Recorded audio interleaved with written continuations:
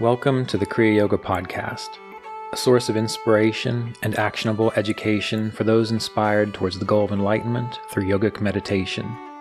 Through these interviews, discussions, and reflections, it is my intention to share the possibility of waking up to the reality of self and God realization, and to remind you of the immortal words of Paramahansa Yogananda. Don't look back. Don't look to the left or to the right. Look straight ahead to the goal and go all the way in this lifetime. I'm Ryan Kurczak, and I'll be your host on this adventure of spiritual self-discovery. The beauty of yogic meditation is that it eventually results in mystical communion, experience of divine realization, and this is a transformative process. Every human being has the potential to evolve into a place, into a state where they can realize what they are at the core of their being, what their essence is, as an infinite, timeless expression of divine spirit.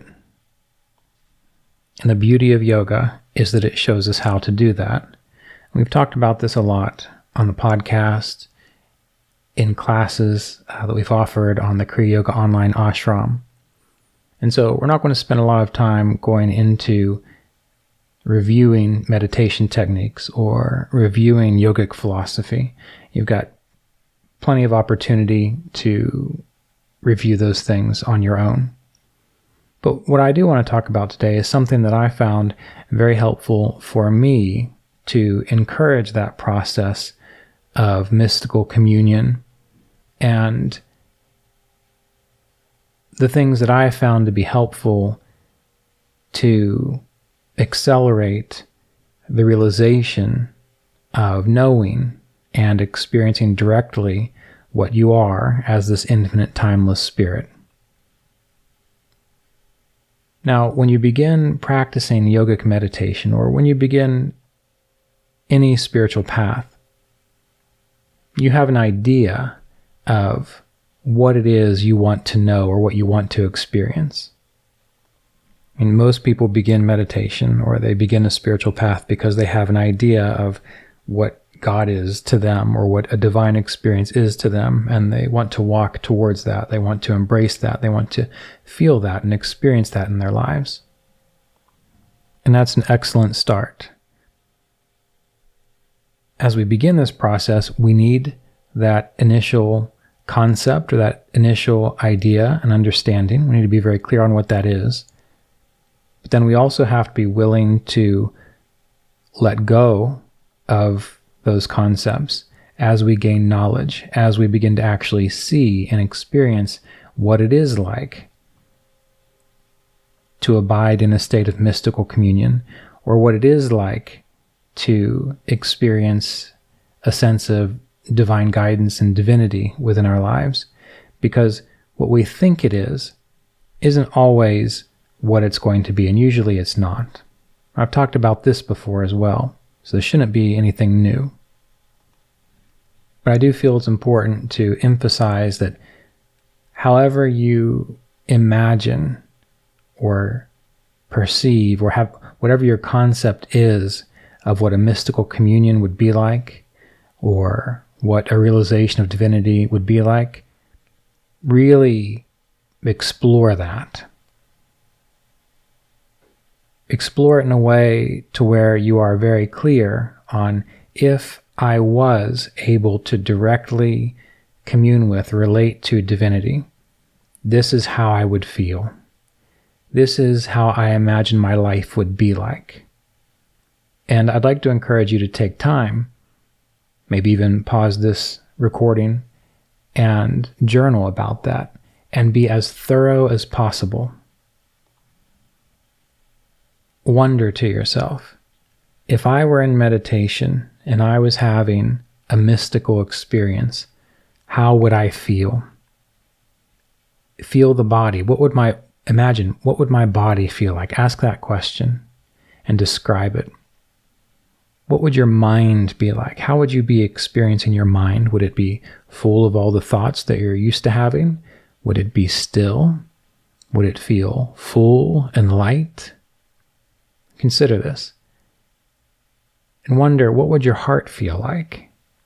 And actually feel the space in your chest, deep within your chest, your lungs, your heart, the muscles around the ribs. Feel that area and notice how it feels right now. And then imagine if I was having a mystical experience, if I was able to touch a moment of divine communion, what would the field around my chest feel like? What would the emotional content or the emotional sensation within my chest feel like? What would my heart feel like? Would it feel open, expansive, full, strong, safe, full of light? These are just words that come to mind as I'm sitting here thinking about it, but I'd like to encourage you to use the words that are specific to your own life, to your own experience, to your own imagined perception of divinity. And again, bring your attention up into your head, up into your brain, where you might imagine your mind might be. Feel the space between your eyes, deep within your brain, between your ears. Feel that area and wonder, what would my head feel like? And this might sound silly, but we need to really make this a visceral, somatic body experience. Would your head feel light? Would it feel weightless on your neck and your shoulders? Consider these things. And again, be very clear and write them down. And after that, you could consider, again, as you're meditating, imagining that you're meditating, what would it feel like to be in your meditation space? What would the air around you feel like? What would the environment, what would the space around you, would it feel different? And if so, how? Write that down. And after that, you could even imagine if you did have a mystical experience in meditation, an authentic, enlightening, enlivening, wisdom-producing experience, what do you think your life would be like that day? Meaning, you woke up 5 a.m., 6 a.m., you meditated, you were able to tap into this experience, it revealed itself to you.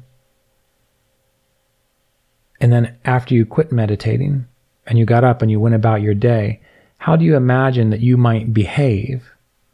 How might you see the world? How might you be responding to the world? And again, be specific in regards to the actual way you would feel in your body, in your mind, and in your heart. You can even imagine how your breath might be different.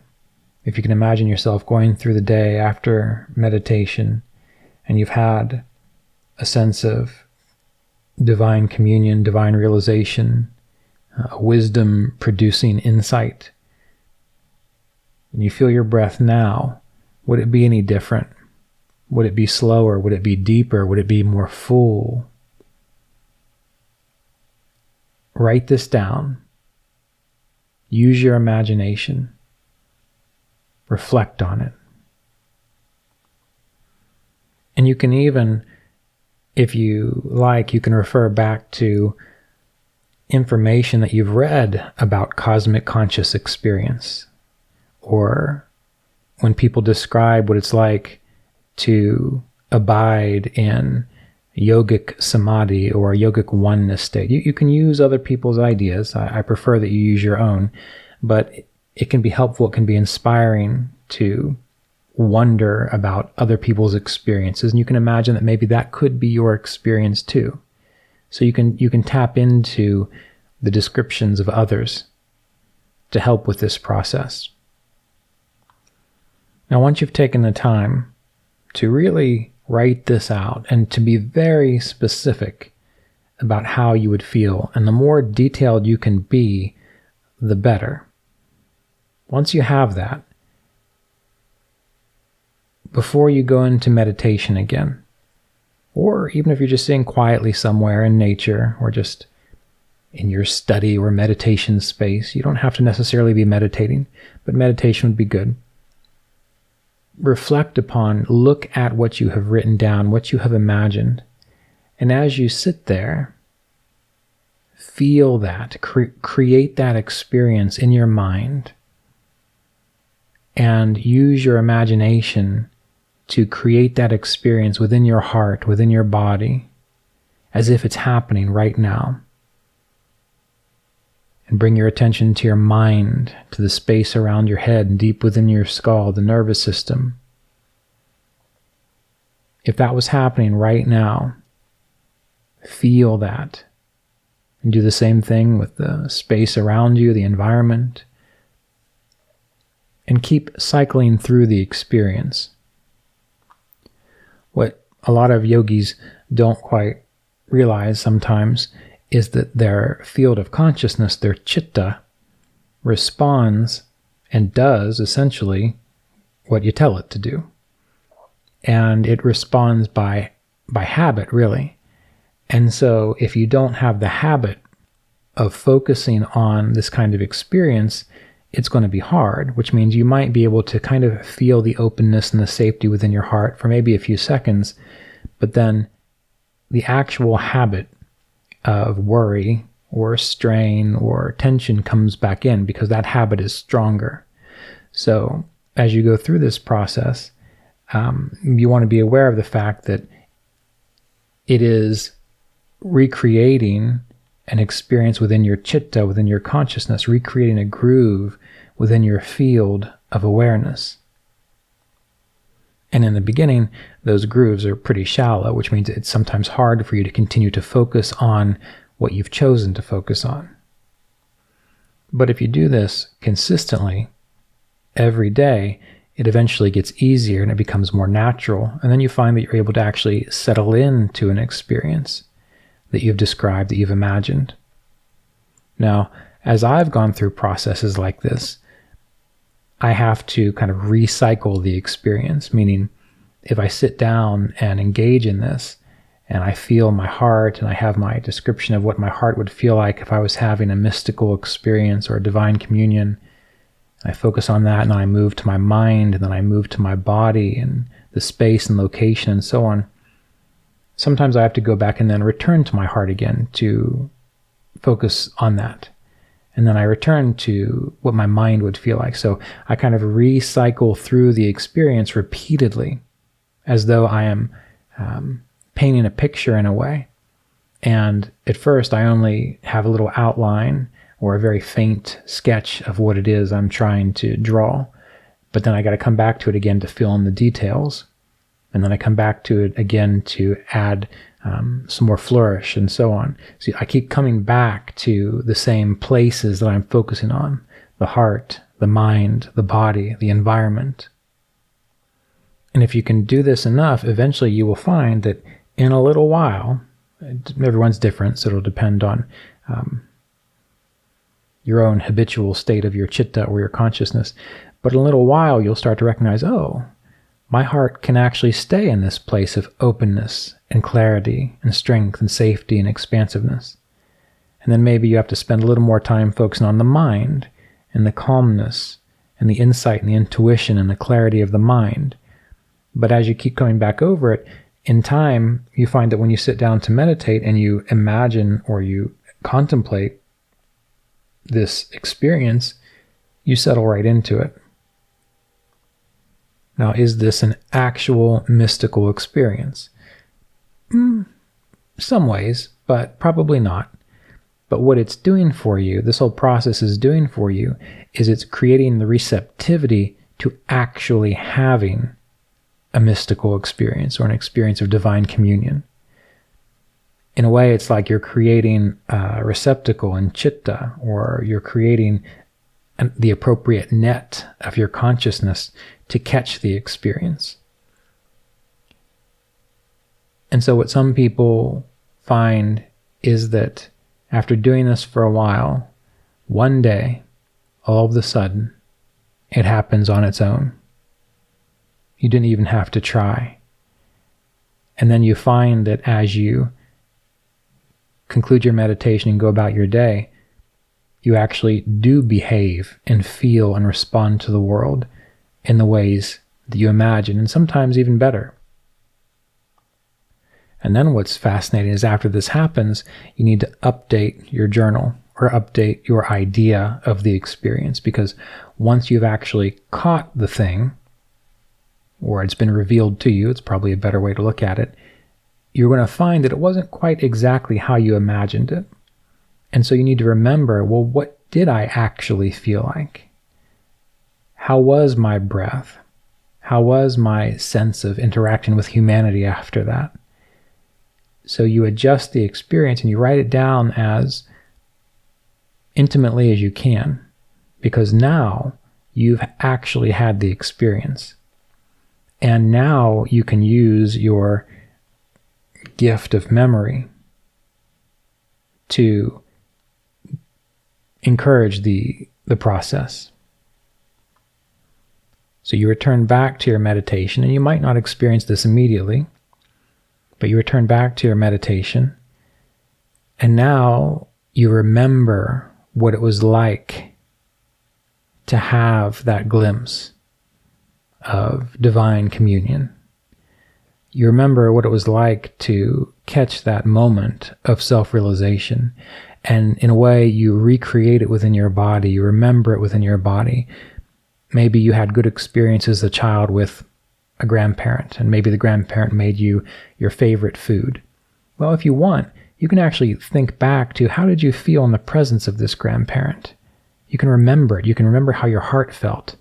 And you can ask, what was it like when my grandparent made this special food for me that I enjoyed? And you can remember the taste. You can remember the feeling within your mind of that satisfaction. Well, in the same way, you can do this with your actual experiences of self-realization and God communion. You just remember it, you bring it back. And this strengthens the possibility of it returning or revealing itself again, but it also strengthens the possibility of it deepening, changing, and revealing more to you the next time. And this process has been extremely important and helpful to me over these last 25 years of practicing Kriya Yoga and yogic meditation. There have been several instances where spontaneous glimpses, and they weren't spontaneous because I had been meditating for a long time before that, and I don't just mean in one sitting, I mean I had had months and years of accumulated meditation previously, so I don't want to say it was spontaneous. The meditation process makes it possible for this to occur. But I've had these revelations, these insights, these truth-bearing insights and glimpses of mystical communion. And for a while, they were just little smatterings of experience. They would come and they would go, and it wasn't always very predictable in regards to when it would happen. However, I learned that by remembering those experiences, by feeling them deeply, every time I began my meditation practice, it became easier to allow those experiences to flow forth. And this is what we're doing with our yogic meditation. This is what we're doing with our Kriya Yoga practice. We're not just striving to every now and then catch a glimpse of what it means to recognize that we are infinite, timeless spiritual beings. Ultimately, what we're doing is we're learning to realize that and feel that regularly, even when we're not meditating. Although meditation is the training process that starts to open up the capacity for that to be possible. But anyway, as I would have a glimpse or a realization or what I would interpret as a direct experience of divinity, I would remember them in as much detail as possible. And then when I would go back into meditation the next day and for several weeks and so on, I would sense, feel, recreate that experience within my mind and within my heart until they became very repeatable very often. And then what happened was the results of those experiences, they create some kind of transformation or change. In the Yoga Sutras, they call it a parinama, a change or a transformation within my consciousness. And the next experience I would have would be slightly different, but as though it was revealing something more or showing me a facet of the experience that I couldn't quite see before. And these things began to build upon themselves. And then as time went on, the result of those experiences, which I would feel deeply in meditation, I began to sense them and feel them when I was just interacting with my normal everyday life. Not meditating, just interacting with people, doing things, working. And at times, as life happens, changes occur, things fluctuate. If I would lose the sense of that, what I realized was if I just took a minute, I didn't even have to go lock myself in my meditation room and meditate for an hour or two. If I just took a moment to remember the feeling, to remember the presence, to remember the sense of it, the experience, it would reignite itself. It was almost like a reset button. And so as time goes on, this is the value of, number one, having a sense of what it means to you to experience an enlightening, enlivening, mystical communion within your meditation, to remember that, to cultivate it, and once you actually have it, to keep remembering that, wondering about it, exploring it, feeling it, carrying it with you in a way, like a gift has been given to you, and then bringing it into your daily life. The experience then permeates your life. You begin to live as though you are abiding in that experience even when you're not meditating. And this is the natural process of yogic meditation and the spiritual path. And those of you who might be new listeners, I would go ahead and give this a try. It'll probably work for you too, but I do want to remind you and emphasize that this works really well when you follow the protocols and the principles of your spiritual path. And we're talking about Kriya Yoga and yogic meditation, which means learning how to be as physically, mentally, and emotionally healthy as you can be, living in accord with the yamas and niyamas. And the yamas and niyamas are being harmless, being truthful, not stealing, practicing brahmacharya, or the conservation of your vital energies, not grasping, not hoarding, practicing purity, contentment, engaging in a spiritual practice, a regular disciplined spiritual practice, such as yogic meditation or prayer, self-study, study of the self, study of sacred literature, and then honoring, acknowledging devotion to a higher power. These are required to make this work the best that it can. Also in yoga, there are other procedures that can be very helpful.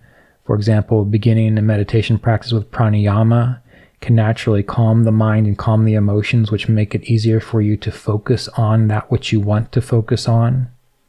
Asana allows you to sit still, to turn your awareness within so that you can experience pratyahara. And pratyahara is an inward experience, letting go of attachment to external distractions and feeling deeply within yourself. So for this to work more rapidly or more effectively, it is extremely helpful to already have a strong basis in the yogic tradition or the yogic principles or similar principles of your own spiritual tradition. And then it just takes practice. It takes commitment, and it takes patience. And all of that boils down to remembering, feeling deeply, imagining what your sense of the divine is, what your sense of a mystical communion is, based on your own sense of what is true. And hopefully that is shaped by reading sacred literature, which has been created by people who have actually had the experience, So that's very helpful.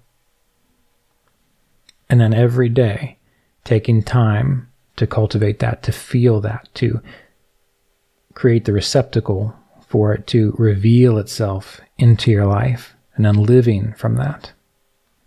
And the main principle is simply that your chitta, or the field of your awareness, the field of your consciousness, responds to whatever you habitually direct your attention to.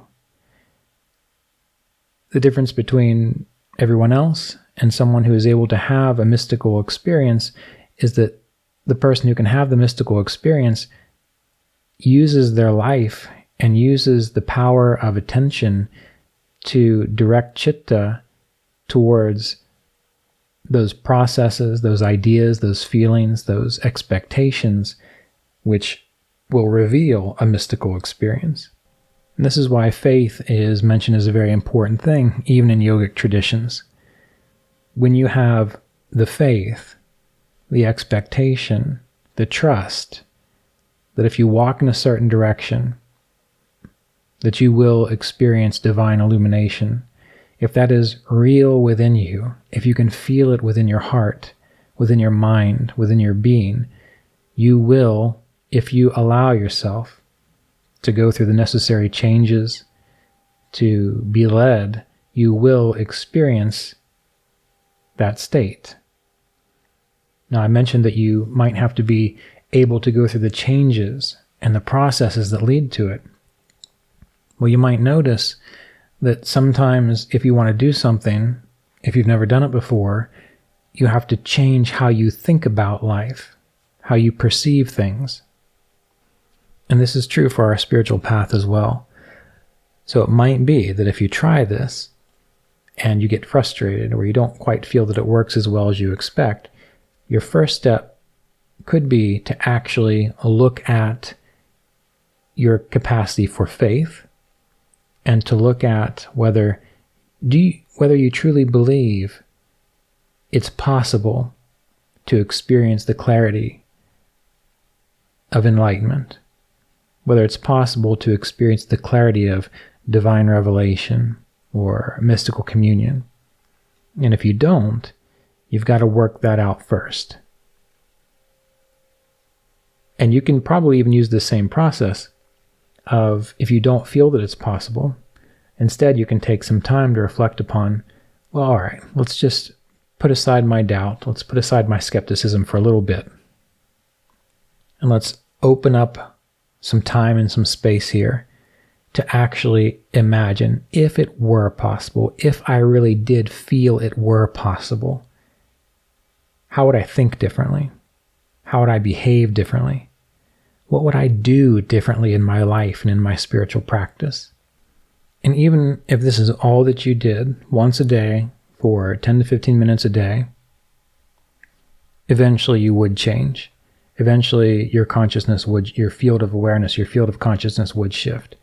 Because if you just spent 10 to 15 minutes a day doing this, in time, that curiosity, that true wondering would get the better of you. And you would find yourself letting go of your skepticism. You would find yourself having a greater sense of inspiration and belief in the possibility. It would be natural. You might fight it a little bit because of your habitual states of being, but if you kept doing it, if you kept at it, eventually those parts of you that have been stuck in a state of doubt would eventually shake loose. So the key for all of this is persistence, really. Persistence in feeling, imagining, being curious, and then once you finally do have experiences which are enlightening, enlivening, and inspiring, that you remember them, that you bring them back into your consciousness frequently, and then that you change in accord with what you learn. You change in accord with what you experience within those moments of revelation and realization. Because the only way you make it permanent is once a realization or a revelation occurs, you have to live from it. You have to make it a part of your everyday life. And once you do that, then you're able to build upon it.